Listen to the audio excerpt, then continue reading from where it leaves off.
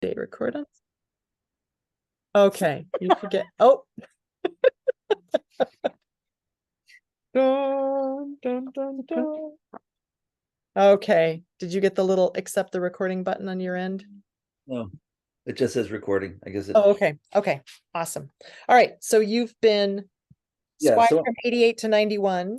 yep. And then I thought, okay, I'll try fooling.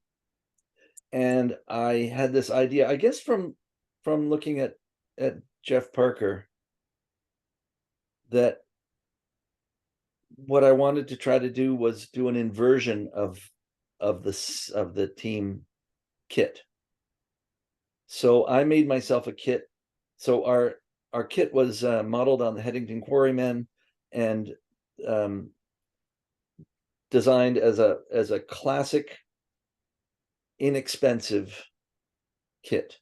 So Mhm. didn't want people to have to buy fancy pants or have anything made by a tailor or anything like that. So Jamie designed the kit as the just regular white pants, white long pants, a white shirt, and the only things you added were a black baldric with a red rosette, and that's modeled on the Headington Quarry Mhm. kit. And red caps. Our first ones were red cotton baseball caps that you could still get. Mm. And they kind of fell apart. And then somebody got the idea, probably Jamie, of sourcing actual cricket caps. Ah, that's where that came And, in. Okay. and I think Jim Strickland knew a hatter on Spadina and had cricket caps made. And so the first incarnation were custom made cricket caps, and Wow. they cost, like, oh, I seem to remember they cost like $25 each or something, which seemed like a lot of money. But Yeah. they were great. They didn't stay on very well because they were little Mhm. yellowish. Yeah. And then we had another set made, I think by the same hatter or a different hatter, and then somebody, maybe it was Peter Redgate.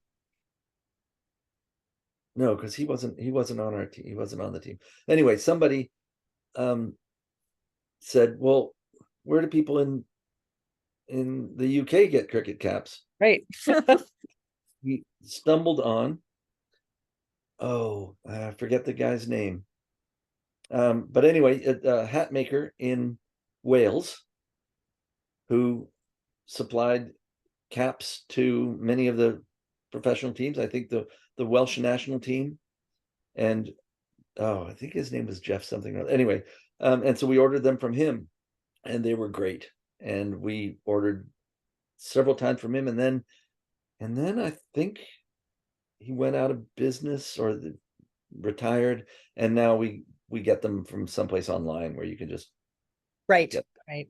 But anyway, as a fool, I thought my idea was to invert the colors. So I got myself a pair of red pants and a red shirt, and I made a white baldric with a black rosette, and I think I wore a black cap. And I remember I we went to the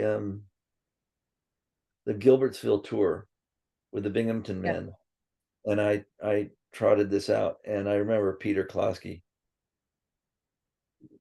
I don't remember him being full of scorn at the time, but when I decided, I just didn't like the feel of it. I didn't like the look of it. I didn't. It felt, it didn't have the the shit disturbing aspect of fool that I was aiming for. It was much more like Mhm. the proper. Nope, I'll go in and pick up a hanky because someone has dropped a hanky. Kind of. Yeah, which was not your image. Yeah. No, and I think it was the next year that when I was wearing just black baggy pants and a red plaid shirt. that that Klosky said, "Oh, I'm so glad you got rid of that fucking red boiler suit. You look like an idiot." Or anyway, yeah. And so then I just and by then I had seen Bob DeLuca fooling for the Binghamton Men, and he's the gold standard, for fooling. I learned so much and was constantly humbled by watching him. Uh, He had a mime and a theater background, and he had these characters.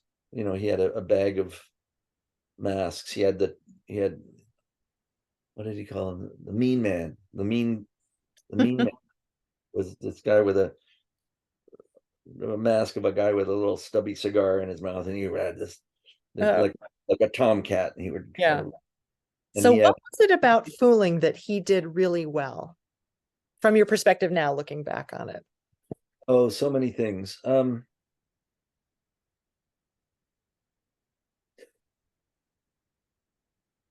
Well, I took a workshop during the pandemic with one of the best clowns in the world. Certainly one of the best American clowns, a guy named Avner Eisenberg, who performs as Abner the Eccentric. Yes, I know He's that. brilliant. And in the pandemic and going into retirement, I thought I'd like to do something. And I saw that he gives workshops, and he lives in a small town in Maine. And he works with the something barn theater. Anyway, he does these workshops, these clowning workshops, and during the pandemic, he was doing them over Zoom. And I thought, I'll do that. So it was 6 Saturdays in a row. And it's normally 6 days of studio work. And as I understand it, each day he'll give a task, and you have to go away and come up with a little piece based on the task. But during Zoom, each week we would be given a task, and then you had a week to make a little a 1 minute, maximum 1 minute, maybe maximum 2 minutes, I forget, maximum 1 minute film of your bit, and you would show it, and he would critique it. And but so it seemed to work really well for a lot of people, and better than a studio piece, because a studio piece, you work on it yourself, you show it the next day, and then it disappears. Ah, yes. Shot at. Whereas Abner said, and if you want to send me, it's due on the Saturday when everybody will see it. But if you want to send it to me ahead of time, I'll give you feedback, and you can do it over and over again. So you can work on something over the week. And Right. then I was looking forward to, having somebody give some feedback, because Bob DeLuca and I would talk about fooling. And I realized when he died that there's nobody else really that I can talk about fooling the way that I think of it. Who understood it at that depth. Yeah. Who would have a difference of opinion on things, or who would know. Yeah. So I latched onto this Abner workshop, and he's a brilliant communicator, and he's This got Abner or Bob? Abner. Okay. Yeah. And so many things that he said crystallized my thoughts. And one of the things and I've since read an interview with him in his book of interviews with various clowns. He says, if you talk to any performer and you say, what's going through your mind just before you go on? Most of them will say something like, I hope I don't suck. If you talk to any audience member just before a performance starts and you say, what's going through your mind? Most of them will say something like, I hope this isn't going to suck. So they're coming from exactly the same place. And who is it who has the ability to assuage those fears? It's the performer. Mm-hmm. And so the performer's first and most important job is to make the audience realize this is not going to suck. And that's what Bob did. He would just go out and people would love him. Mm. And so they're primed to love whatever else is going to happen. And Abner talks about doing that with breath. If you can get your audience to breathe with you. So like one of the very first exercises he did with us was just have you just come on from a doorway or something and look out, see the audience, and be glad. And he said, and the best way to do that is with your breath. You just come on. Yeah. And it doesn't have to be, you're not showing, I was exaggerating a little bit there because I don't know how much the camera picks up, but it's not showing people you're breathing. It's actually breathing and going, oh, I'm glad you're here. And that now what I do as a fool. I see the fool's job as the interface between the dancers and the audience. Yes, very much so. And I see fools who seem to think their main job is distracting the audience or engaging in some pre-rehearsed shtick. And I've done that. I've done. I mean, one of the things that I remember doing on Elliott Street one time that I thought went really well is somebody dropped a hanky. And sidebar, I think my advice to people who say, I want to start fooling, how do I do that? My advice always is give yourself a job. Just give yourself a job and do the job with your whole intent. And that's all that's needed. And if your job is picking up a hanky that gets dropped, putting a hat back on that gets dropped, moving a drunk out of the way, or keeping a child on a tricycle from riding through. Right. If you just do that with complete attention, that's all you need. Anyway, so one of my jobs has always been picking up a dropped hanky, and I deal with that in various ways. I usually now I go up.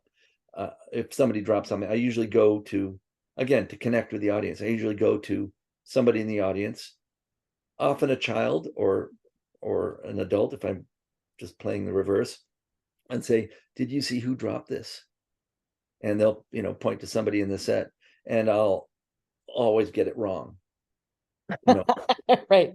Or with the hats that fall off. A lot. Yeah. Like, who dropped the hat? It's the guy without a hat. What's the guy near the music? Okay. And then I take a circuitous route, and then of course the sets change, and I try to put a hat on the guy who already has a hat, and I go, well, that doesn't make any sense. Yeah. I go back to like did I not? is it not clear what I'm asking you? I want you to tell me who doesn't have a hat. You just told me somebody who does have a hat. Okay, I'll try. Who doesn't, but in the briefest words and fewest words possible. And then I just play that shtick. But it's a job, right? It's a job that I'm Right. doing. But on Elliott Street, I remember I had this image one time, and I only did it once because it's only really something that can work. Again, another sidebar. They're different audiences, different, and my job as the fool is completely different if the only person watching us is a policeman than a crowd of people who have never seen Morris before, or if it's a crowd of people who have seen Morris before, or those are all different interfaces. But I had this image of Elliott Street, and somebody dropped a hanky, and instead of picking it up, I pulled, because I always have an extra hanky in my belt or in my pocket, so that I can, if somebody drops a hanky, I can hand one to them before I go and pick it up or something like that. So somebody dropped a hanky, I took one from my pocket, gave it to them. Somebody else dropped a hanky, I took one from my pocket, gave it to them, and then I just started taking hankies from my pocket, and I had about 50 hankies and pieces, just from running workshops and things. And I had big baggy pants and holes in the pockets, so there were hankies all down both legs. So I looked a little bit like a Dutch sailor, and I just pulled hankies. And by the time we finished the stand, and the guys they just trust me, and they just do whatever they do. And but there were like the ground was snow white with hankies by the time I finished. So that's an example of something that veered into a prepared shtick, but I make a distinction between that and somebody, the ring of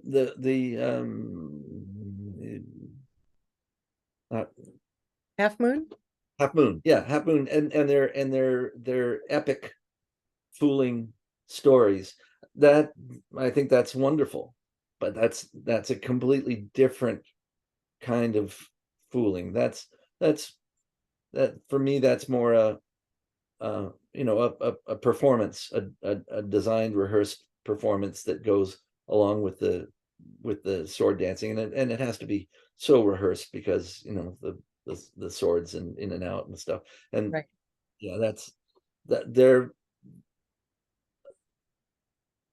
so I usually step onto the pitch with no idea of what's going to happen.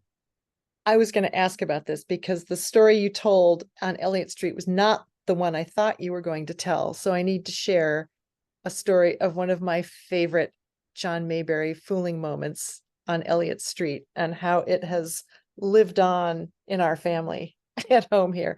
There was one time you had a bunch of chalk and something possessed you to start drawing circles on the ground, on the pavement with the chalk as the guys were dancing, kind of like you were trying to map out for them on the pavement where to go. And there was this flurry of scurrying around and drawing chalk circles and crazy arrows. So it looked sort of like a football play.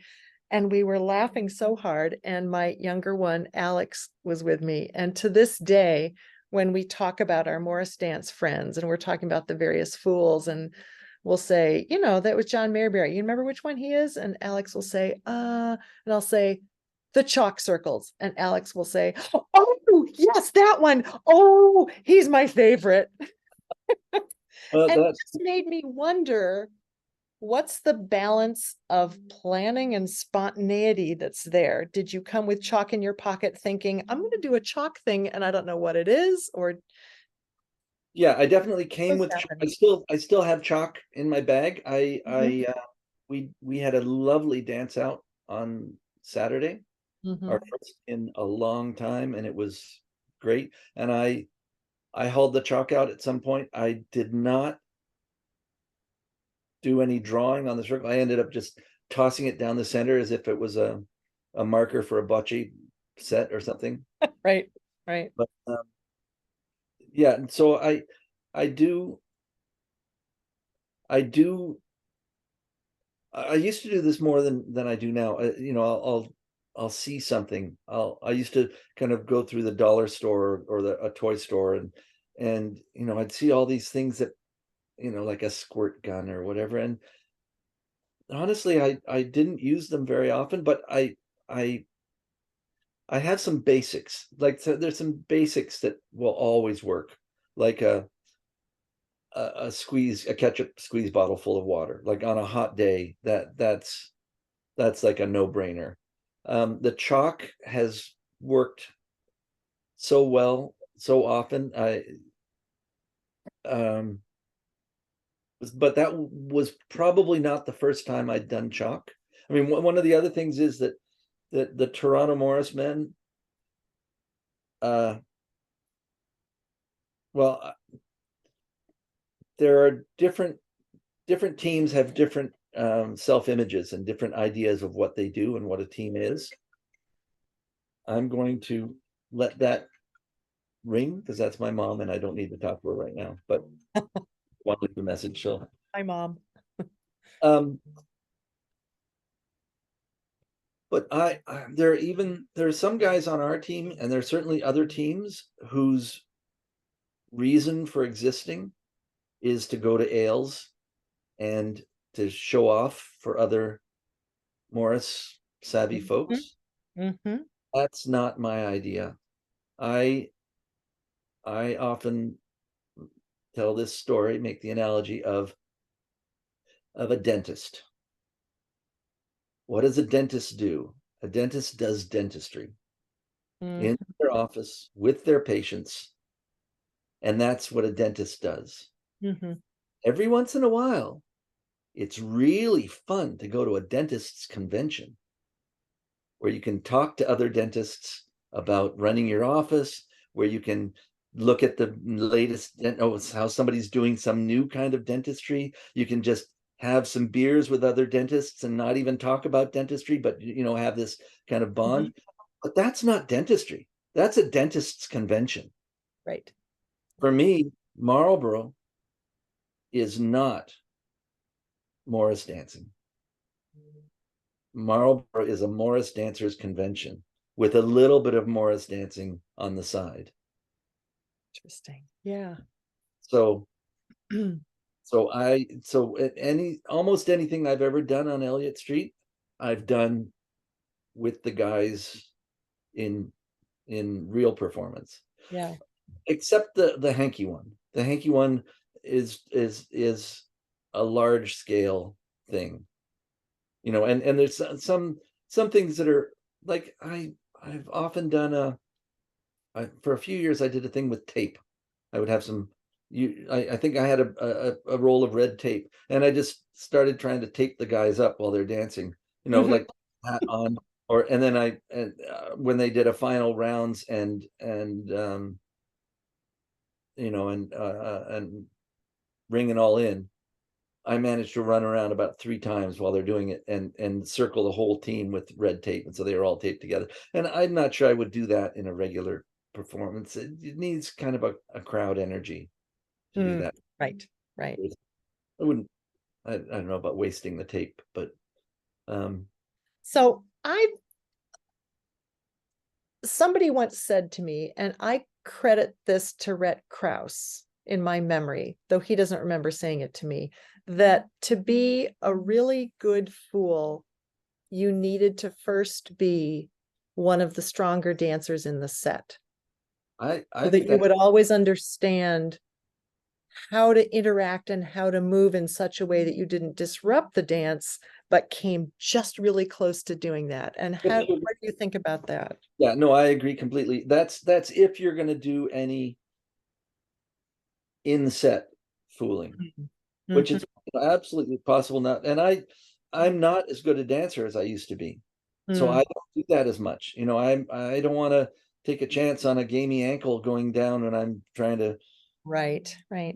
so I do less of that now than I used to. But I think that's definitely true. Mm. Uh, I do, yeah, and I also, when we used to go to Gilbertsville, or the Suds, or the American Traveling Morris, um,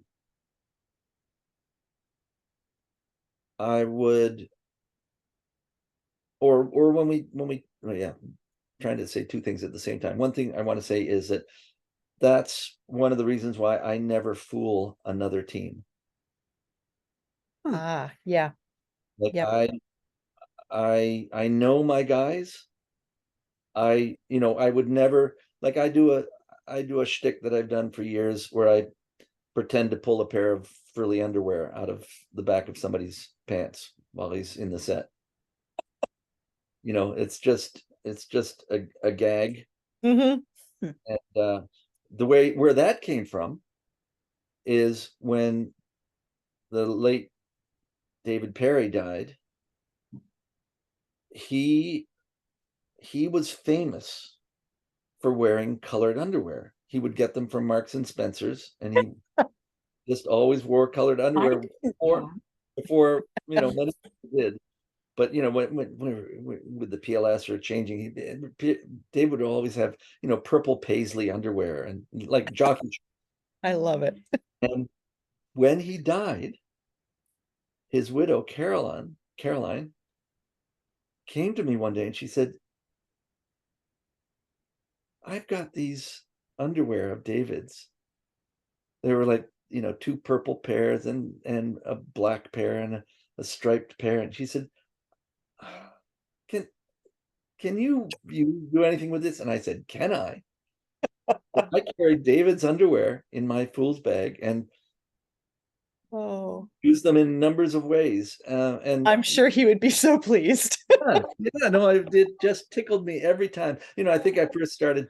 Yeah, so I just would have a pair of David's underwear in my fist and reach into the back of somebody's pants while they're standing on somebody else's corner cross and That's pull how you out did it. Yeah. this purple pair of underwear and let's go.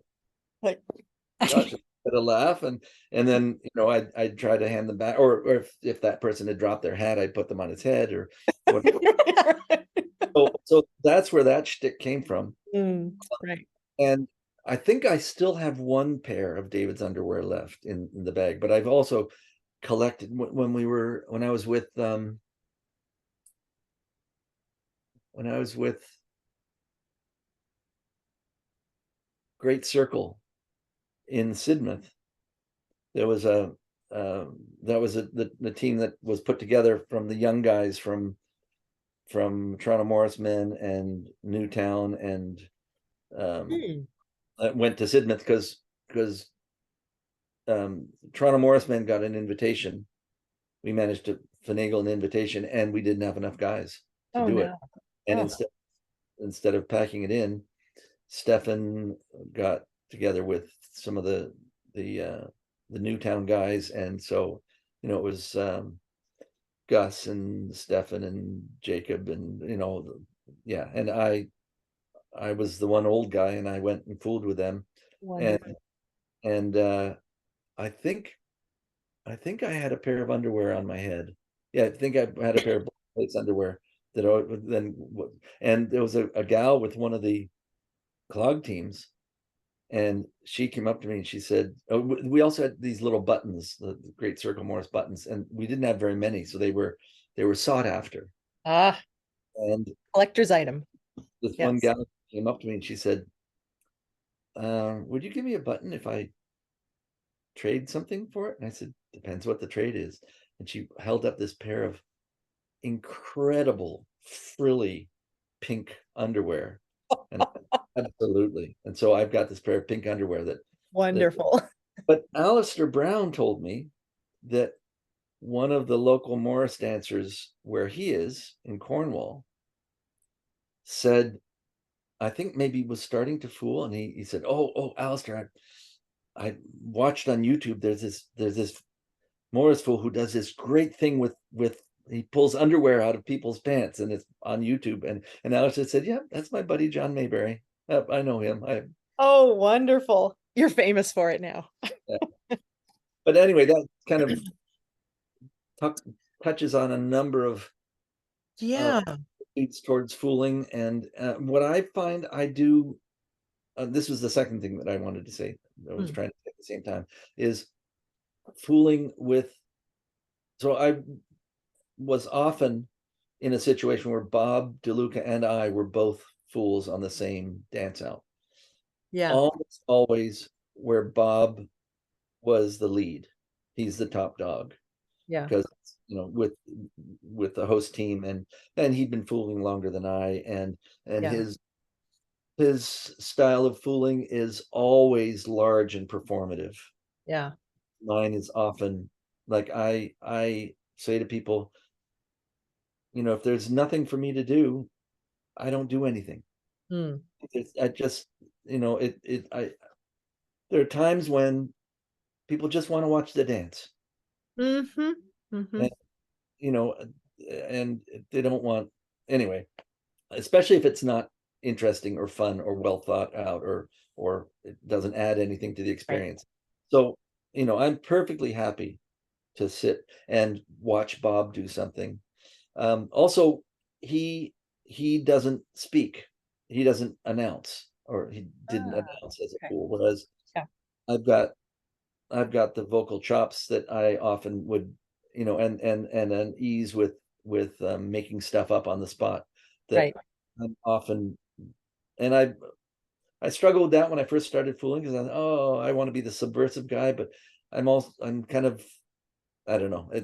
I've found a way to be the fool who also comes out and talks about things, or I'll say, "Oh, aren't they wonderful?" And it can be taken sarcastically or whatever. Right. But in working with Bob, I would often find myself doing way more of the interacting with the crowd.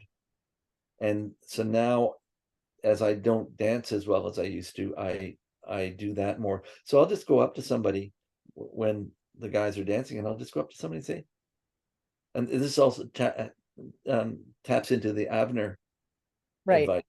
I'll just walk up to somebody and say, "Oh, I didn't know you were going to be here. Great to see you. Is this your family?" And just make people feel like they're having a special time, a special day. Yeah. I'll sometimes interrupt myself, and now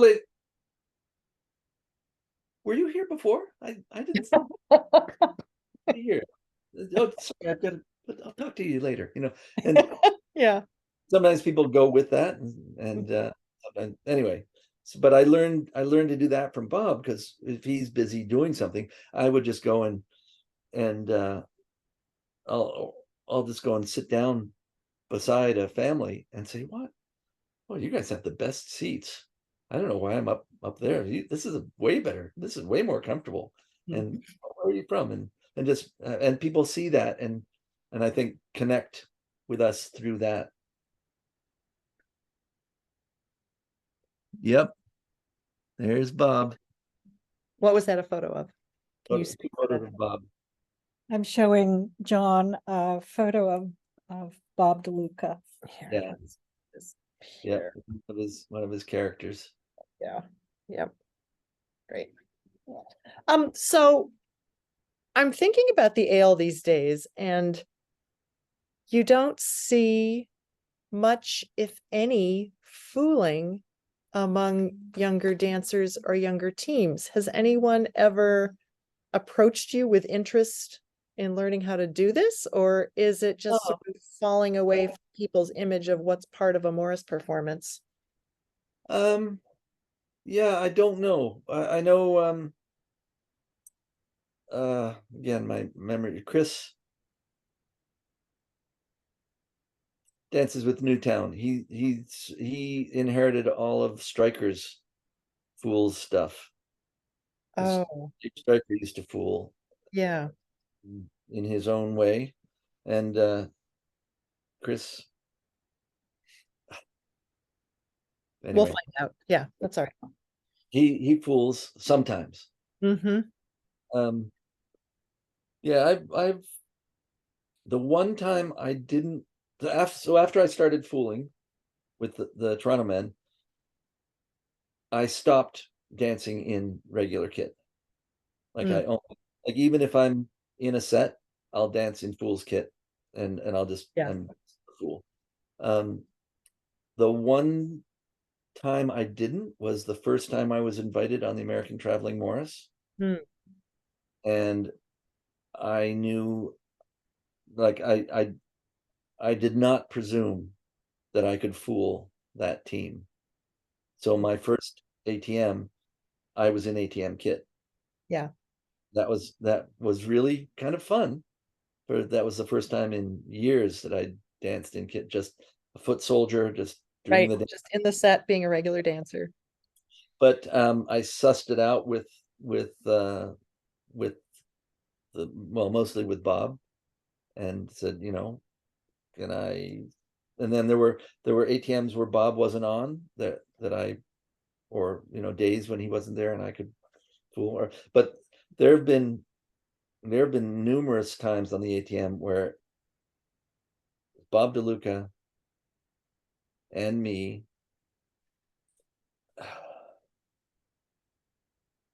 oh my gosh, what's his name? Lives in the Southwest. Anyway, the three fools. Yeah. I will send you a photo of the life-sized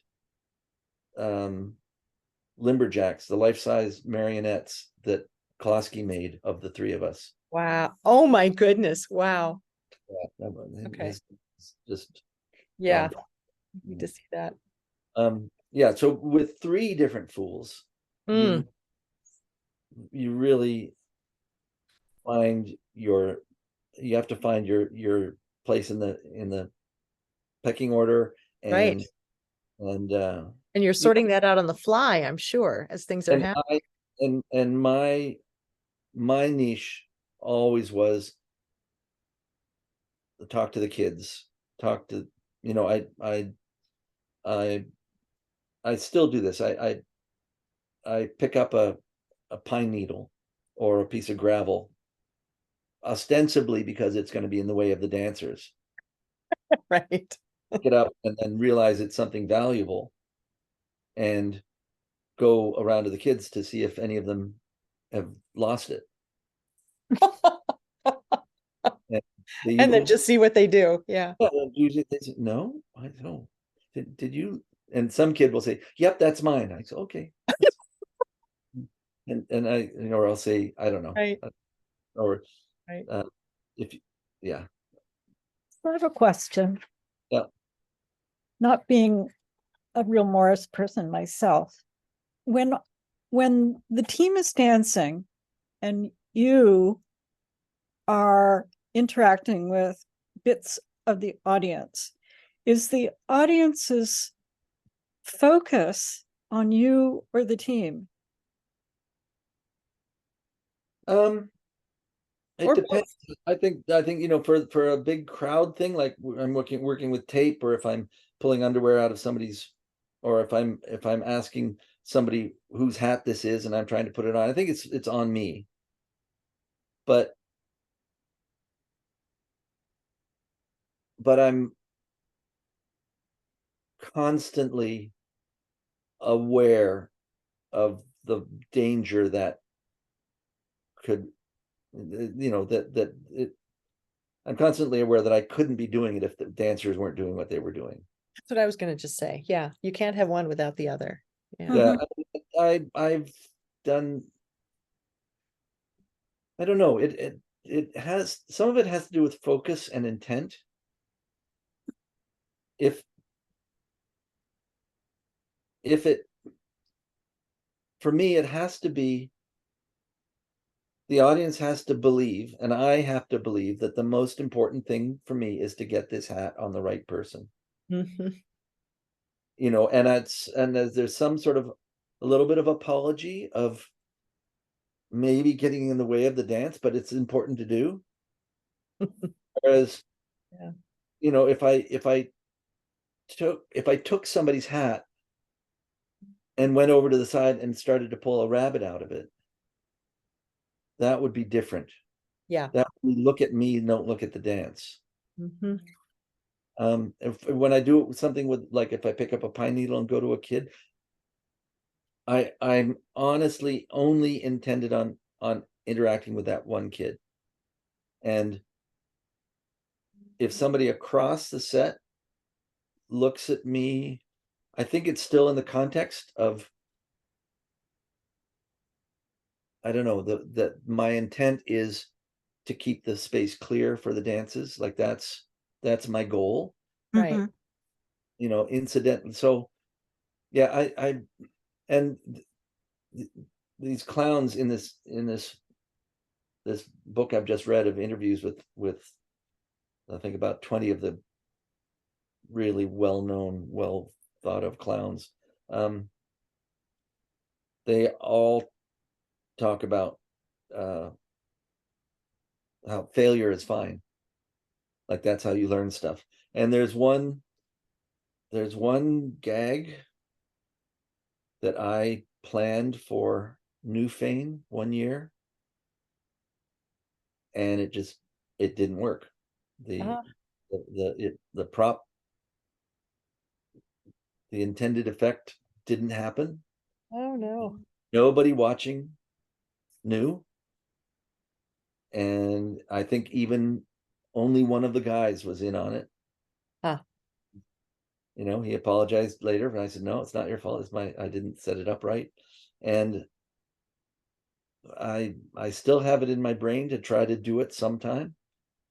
But it kind of was a bit of a lesson to me of, you know, I bought this apparatus, I spent money on it, I set it up, I had it, but we didn't actually rehearse it. Hmm. So I didn't quite understand all the physics involved. So it didn't work, and it may one day. But again, my hope is that it's not that it adds to somebody's enjoyment, like it sounds like the enjoyment Alex had with the chalk. Yes, right. Like, Well, so I've never really, I think, articulated in my own mind what you've just said that was prompted by your question. But yeah, I'm thinking of all the many times I've watched you fool. It's so much an interplay between you and the dancers, and it's making me just think of other instances of fooling I've seen that's been fun and entertaining, but that draws attention away from the dancers. And yours, I've never experienced that with yours. It's always been in the service of something that's going on over here next to me, this dancing thing, whether it's I'm clearing the space or I'm trying to put very something back. satisfying to hear, because that's certainly my Yeah, goal. yeah. That's why I can't imagine you fooling without a team. So it's like, no, Yeah, it has yeah. to be there to be part of it. So it's you know, it's a contract, you know, Yeah. between the fool and the team is part of the contract. So Yes. they are aware of you and what you're doing, and they know their role, They just need to go about their business. and they know what your role is, Yep. and it's part of this. And they trust you. That's amazing too. The sense of yeah. trust they have to let you go in there and do whatever you're going to do is built up over a long period of time. They know they can, and they do tell me when I've done something that is not right. Overstepped. Yeah, right. Like you know, I know, I absolutely know. Well, first, I always assume that a new guy on the team is not to be messed with. Right. Right. Because it may That's not fair. discombobulate them too much. Yeah. But you know, and I try to be clear and consistent. Like I either do things, you know, without touching them, or I'll even say to them, you know, in a, I'll say, I'm just going to grab the handkerchief out of your back pocket. Mm-hmm. Mm-hmm. So they, or I, just Up. make it clear what, or do things the same way, if like reaching the underwear out of the pants, I do that often enough that they're fine with it. Yeah. But they'll say to me, a musician will say, John, I can't play if you're doing something right in front of me. Oh, okay. Well, thank you. Good to Right. know. And I try to encourage that, or if I realize I've mistimed something, and that I'll apologize and say, yeah, sorry, that was badly done. I won't do that again. Yeah. I won't try to put the banana peel sort of under your foot. Right. Right. So one Right. of the people that we talked to is Dan Popovich about his schooling. And what you're saying is very similar to what he was saying. He checks in with, if he has a focus on one person and he knows he's going to do something, he checks in with that person. Has to be someone who he knows will not stop dancing. Yep. Right. He only does Right. it with the person who he knows can handle what is coming. Right. Yep. And then boom, the whole thing happens beautifully. Right. And there's a heads up. They know they can trust one another. Right. Yeah. Right. And it really works. Another aspect of it is, before I started fooling with the men and with the green fiddle, there were often shenanigans in a dance where somebody gets an idea that they think is going to be funny, and Mhm. they do it, and often it's lame. Mm. Just because somebody who's had a couple of pints, who's adrenalized by the dance, thinks that it would be funny to, I don't know, try to leapfrog a fire hydrant on a long out crossing, doesn't necessarily mean it's going to add anything to the. Right. So when I started fooling and became the lightning rod for that kind of thing, the guys settled down. Like Mm. they don't do shenanigans. They dance. And I think it makes for a way better performance. Yeah. And somebody, goes into the crowd on a long out and takes a lick of an ice cream cone and comes back. It's like, oh, it doesn't it? And so I see that as one of the benefits of having a fool. Is it, Right. that, okay, that department's taken care of. Mhm. I Right. can try to do my capers really well, or hit the marks really well. I don't Right. have to try to be funny. John, do you remember a number of years ago, there was an event at York University in the dance department or something? Yep. And Colin Hume was there, Yep. and he talked about fooling. And you were there as in your kit as his example or something. I was at that conference. Right. Do you remember what they talked about, or was that informative for you, listening to Colin talk about fooling?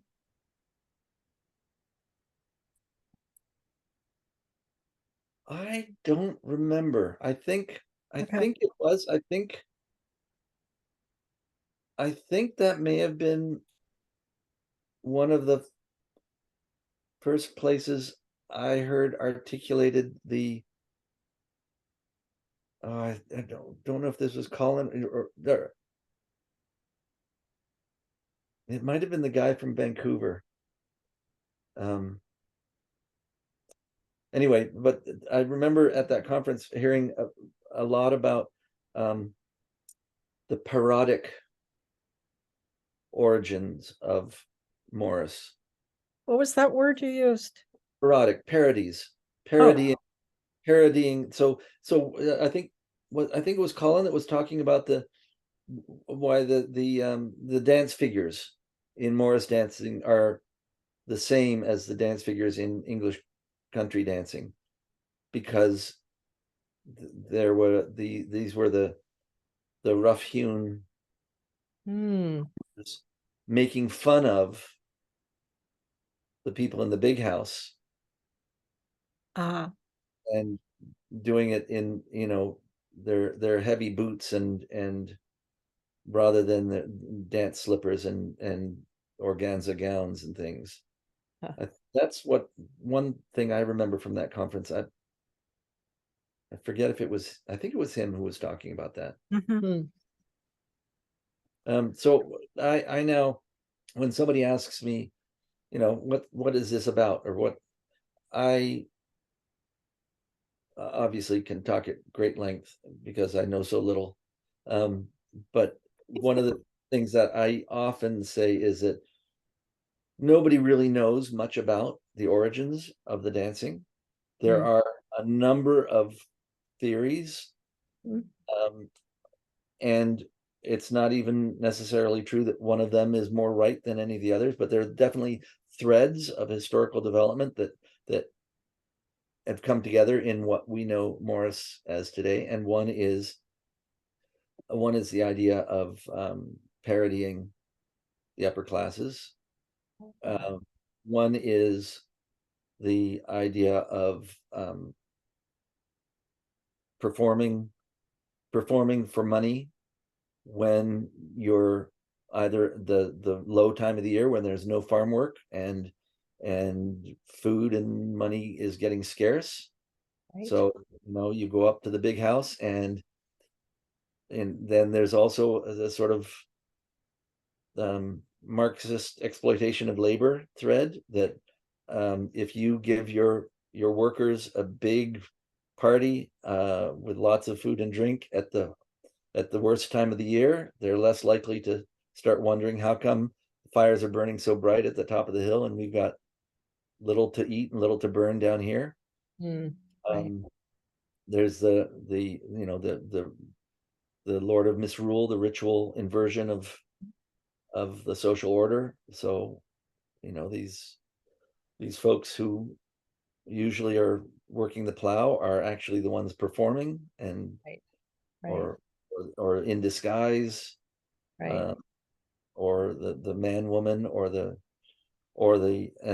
this is what I was going to say when you were asking if I had any insight into the fewer fools among Morris sides.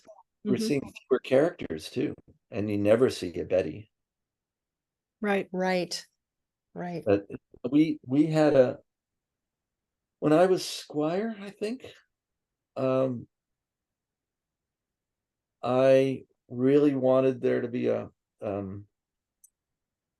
character. So we used to collect money in a plastic duck lawn ornament or plastic goose. You know, we'd say a buck in the duck gives you good luck, and some bagman lost it. So we made another one. I think I made a second one. Anyway, we don't know. Bill the Duck was Bill the Duck.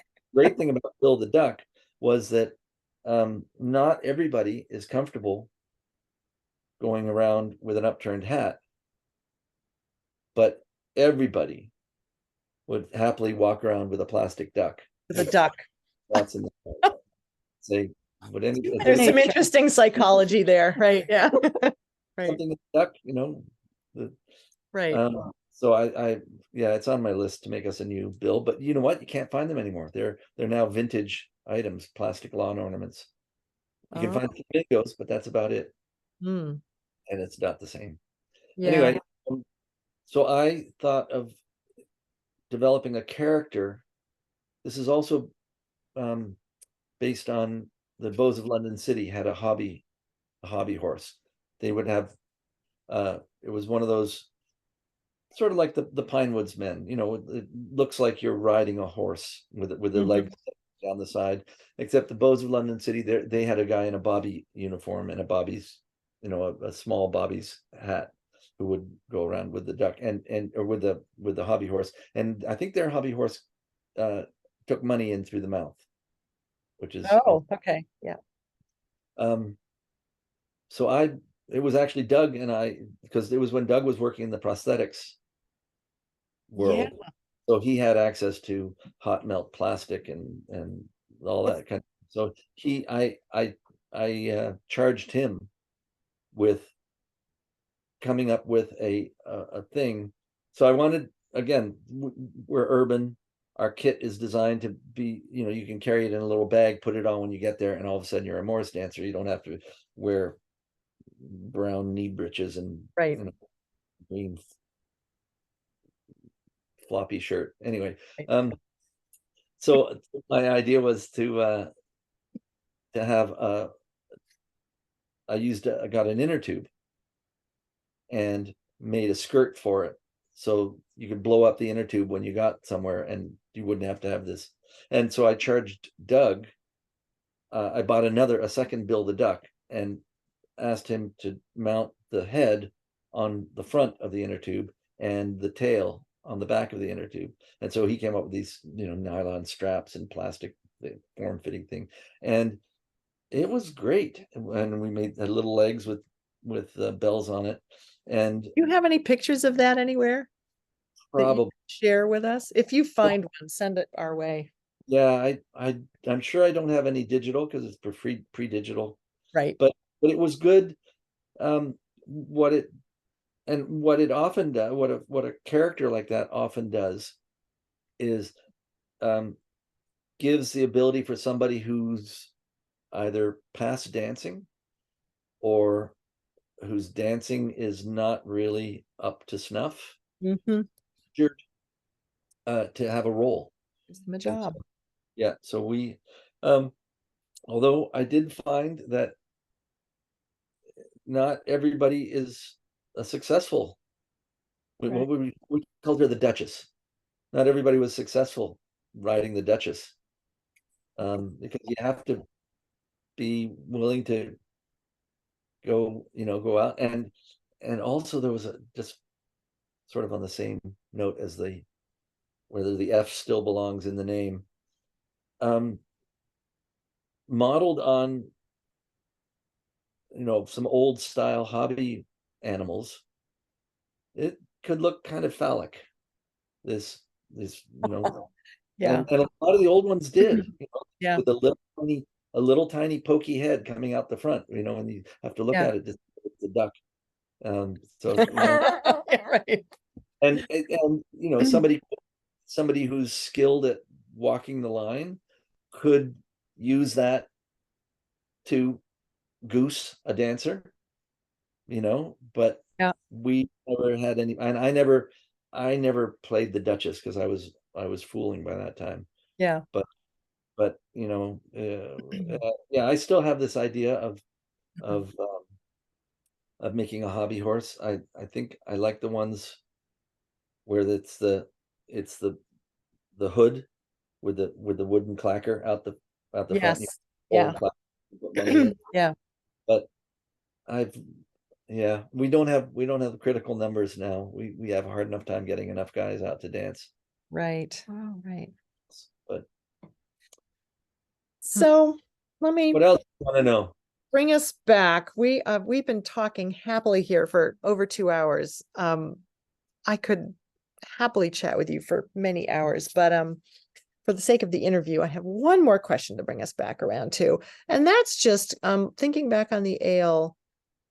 Do you have any favorite moments with any of your teams you've attended? I was going to say with Toronto specifically, but it could be with Green Fiddle. Do you have favorite moments at the ale that jump to mind for you as you say, oh, I really loved the time that fill in the blank?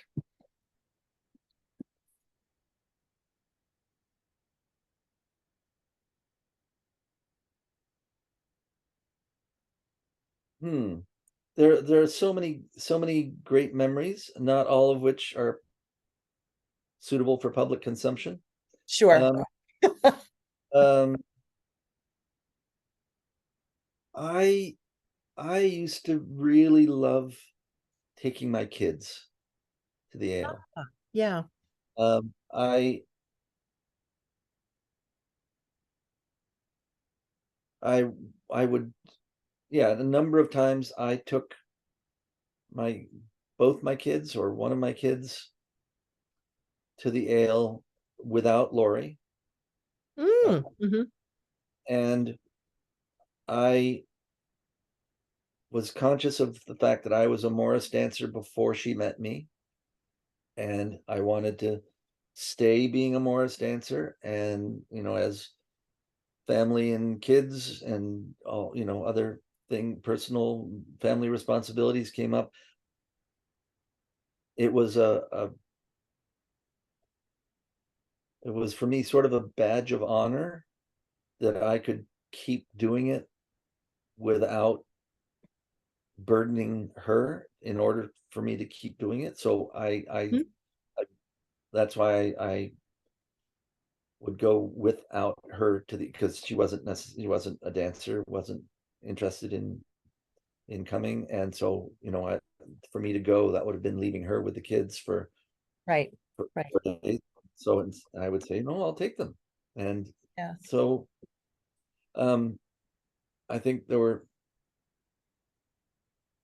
yeah, just some great things about that, having them meet other kids. And I remember, Mark and Amelia playing Foursquare outside the dining hall, and yeah, things like that. And knowing that I missed some of the evening um performances, or the because I was busy putting my kids to bed, but Mm, also feeling that it was such a safe environment that sure. that I could comfortably leave them in their tent. Well, and some of the people in that age bracket who are now older, as we've talked to some of them, several of them have talked about the importance of having those friendships. You would go to this event and you had your friends you were going to see. So that just plain made it fun to go to. But those friendships have now grown into their own connections Yep. within this broader community. So actually, Alex and I were just talking recently about the importance of passing on to your children a community that they can connect to. So that's your Yeah. your piece of that. Yep. Um, Mm. I think one of my favorite moments, yeah, it's probably going to be one of my deathbed moments. They say your Mm-hmm. strongest Mm-hmm. class is no, well, they're two, and they both have to do with things that I came up with as things for skit night. Mm-hmm. And the one I was thinking of was when we did when I spent the time and figured out how to do a Morris dance that with started with a stick dance. The sticks broke in half to become Northwest um, Yep. batons, Yep. and then one of the batons turned into a longsword, and it was a longsword dance. Wow. I built these six gimmicked sticks, Wow. and I still have them. And I remember we did it, and Steve Adams came up to me afterwards, like the roar of delighted approval Mm-hmm. as the stick stretched out into a longsword was one of the most amazing crowd reactions I've ever heard in my life. And I Wow. remember Steve Adams coming up to me afterwards, and he said, "John, when I saw those swords all I could think of was, these men must be gods.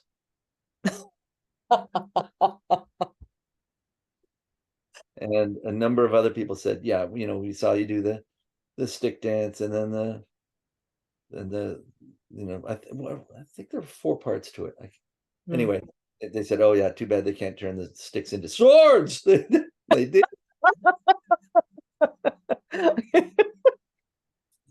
So that was one. And I also And doing it in front of an audience who could appreciate and the who significance of those yeah metamorphoses. Yeah.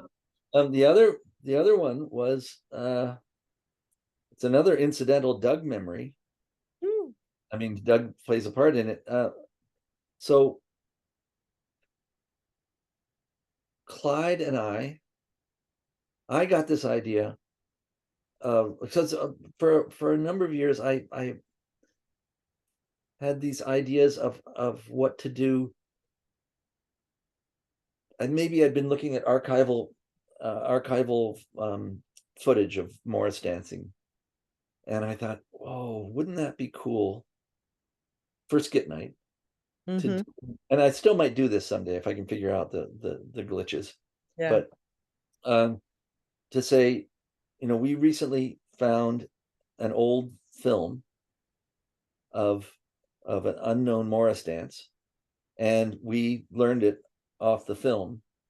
But while we were working on it, the film started to deteriorate, and so we had to put it together as well as we could. But we've learned the dance off the film. So a dance with, music off kilter for the, or actually, that's just an idea I just had. You should do that for the 50th. Because Yeah, we're going to be rolling out this archival collection at the 50th. That would I can figure out a way to do it, because the thing is that the thing about translating video image to real life is there's some insurmountable differences. Like, you can't have somebody here 1 second and then over here the next second, which right. Unless you do it with lights or right. But so for years I had these sort of video ideas, and then I got an idea of what would it be like to try to do a Morris dance backwards. So Clyde and I worked for months. Now, we used to do Swaggering Boney, with Longborough, bottle deep bum, bottle deep bum, bottle deep, bottle deep, dottle deep dum, bottle deep, dottle deep, dottle deep dum.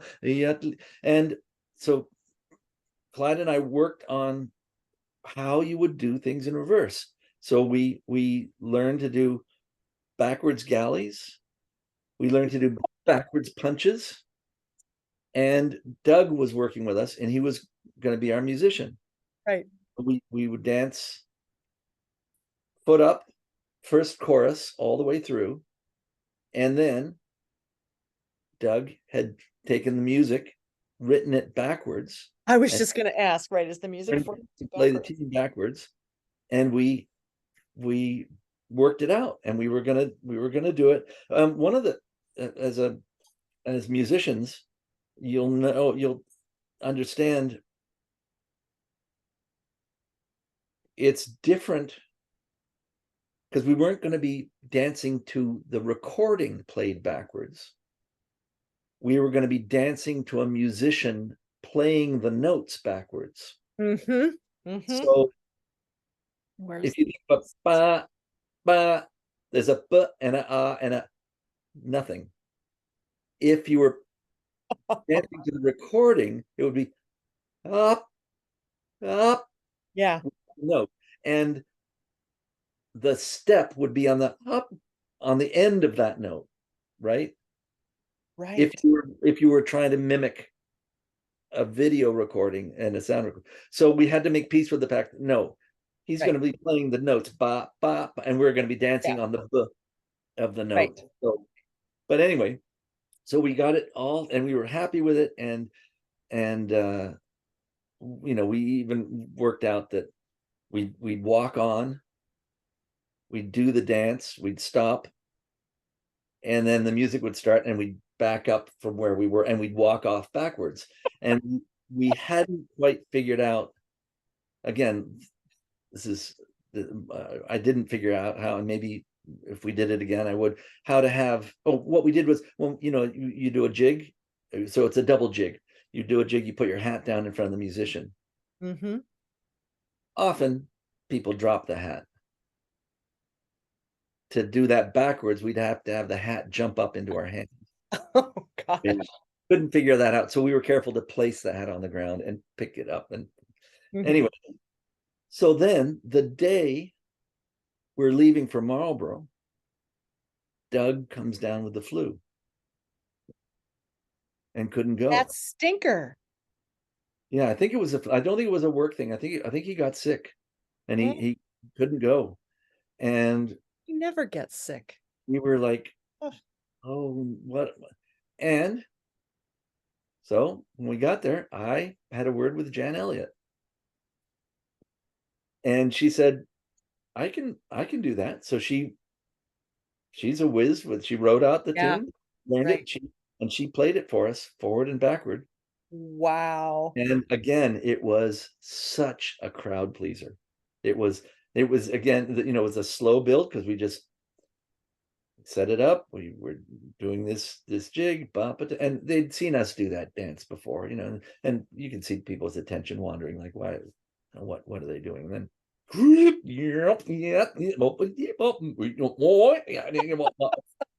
and we did it again at the London Ale, I think. And one of the times we did it, Jeff Weed, who had a sophisticated early adopter video recorder, recorded it and played it backwards.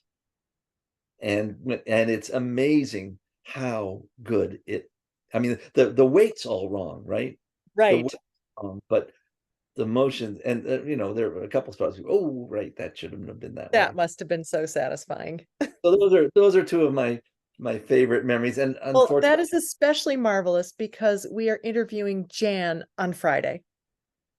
And we will be sure to ask her about this as well, somewhere in her interview. So, wow. Oh my goodness. This has just been delightful getting to hear even just a fraction of your thoughts on fooling and your experiences in the ale and Morris dancing. And I'm sure you could write many chapters about this for all the thoughts you have on this, I'm sure. Matter of fact, one of the jobs on my to-do list right this moment is a buddy of mine that I've done some work with on illusions. He's a magician and a circus guy, works with Cirque du Soleil, also a circus academic, as well as a really good magician. He contacted me a few months ago and said that he knew somebody who was just coming out with a book called Fool, and would, as one of the fools that he knew, would I be willing to review it for the publication he works for? Some marvelous. And I said sure, and I started to read it, and yeah, it's going to be a little, it's not something I do often, is write a book review, and I don't really, so I've been putting it up, but I promised it for next Tuesday, I think. So I have to. So time to get your thoughts down on paper. Sort them out, right? But it's by somebody who decided to go to not Lecoq, but one of the other clown schools. It's Philippe Gollier's school, and I gather it's her journey while doing that, and so I do have lots of thoughts on it, and that's what I mentioned to you, that it's thinking about fooling is high on my brain now. But all right, you need to know. Well, thank you so much for taking the time to do this. I'm going to stop our recording.